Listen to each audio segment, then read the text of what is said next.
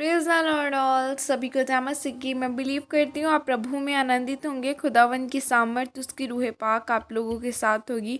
वो रूह पाक जो आज भी अपने लोगों को छुड़ाती, जो आज भी अपना वचन भेज के चंगा करता है, खुदावन वो वचन आप लोगों की ज़िंदगियों में कार्य करेगा।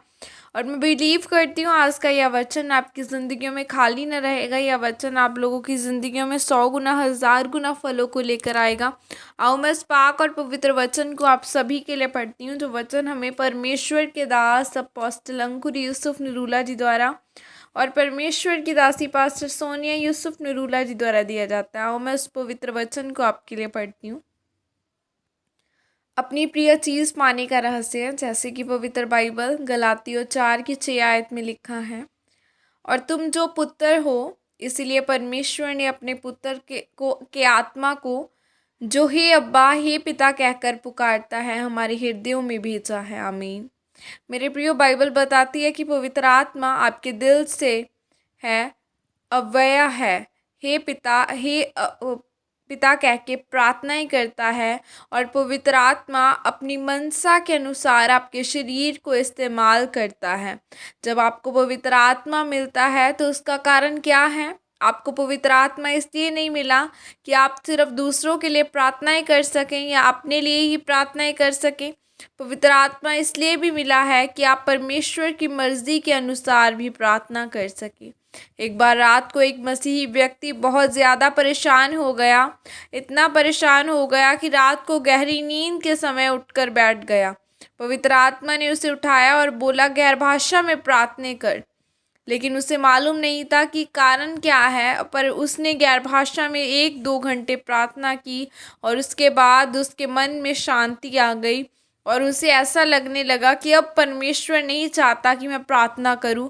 फिर वो सो गया। फिर वो थोड़े महीने बाद अपने भाई से मिला और उसके भाई ने कहा कि एक दिन रात को मुझे हार्ट अटैक हो गया था, मैं मरने वाला था, बिल्कुल ख़त्म हो गया था, लेकिन पता नहीं ऐसा किस चीज़ ने मुझे छुआ कि अचानक मुझे होश आ गया। फिर उसके भाई ने उसे समझाया कि वो वही दिन था जब पवित्र आत्मा ने मुझे रात को गैर भाषा में प्रार्थना करने के लिए कहा था, और मैंने उठकर गैर भाषा में प्रार्थना की और परमेश्वर ने उसी वक्त तुझे छुआ और चंगा किया। मेरे प्रियो, आपको मैं जो बातें बता रहा हूँ उसका मकसद सिर्फ यही है कि आप लोगों को मालूम होना चाहिए कि हमें परमेश्वर की मर्ज़ी के अनुसार आने वाले समय में उसकी ज़रूरत के लिए प्रार्थना करनी है। परमेश्वर के सुसमाचार के लिए, अपने भाइयों के लिए, अपने सेवकों के लिए, अन्य जातियों लोगों के लिए। तो ये परमेश्वर की मर्ज़ी है कि उसके लोगों के जीवन में शांति बनी रहे और अपने लोगों को मजबूत करे। तो जब आप इस तरह से प्रार्थना करेंगे तो आप छुटकारे में भी प्रवेश करेंगे और आप आशीष में भी प्रवेश करेंगे। जब आप किसी की गाड़ी को किराए पर लेके आते हैं और उसे इस्तेमाल करते हैं, तो आप उसको किराया देते हैं कि भाई साहब, मैंने आपकी गाड़ी को इस्तेमाल किया है, ये लीजिए पैसे।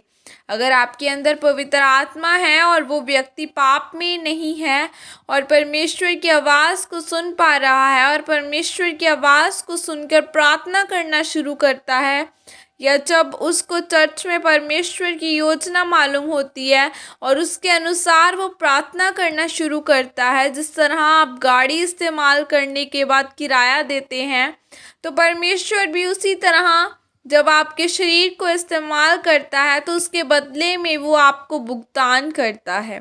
जब परमेश्वर आपको भुगतान करता है, वो आपको आशीष, आपकी प्रिय चीज़ें देता है। आपकी प्रिय चीज़ें क्या हो सकती हैं? अगर आपका भाई नशे करता है और आपको लगता है कि वो नशा छोड़ दे, तो ये आपके लिए प्रिय है। या अगर आपकी बहन व्यभिचार में है और आप चाहते हो कि वह व्यभिचार छोड़ दे, तो ये आपके लिए प्रिय है।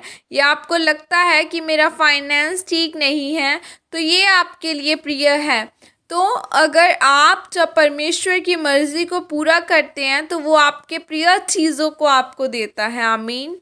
यह अंगीकार आपके द्वारा किया जाए। सर्वशक्तिमान परमेश्वर, इस वचन के लिए पिता, मैं आपका धन्यवाद करती हूँ और परमेश्वर, मैं अंगीकार करती हूँ कि मैं अपने आप को पवित्र करके आपको आपके कामों के लिए समर्पित करती हूँ, ताकि मैं आपसे अपनी प्रिय चीज़ पा सकूँ। प्रभु यीशु मसीह के सामर्थ्य नाम में मांगती हूँ, आमीन आमीन। God bless you all. खुदावन आप सबको आशीषित करे और एक नई blessing they. God bless you. Praise the Lord.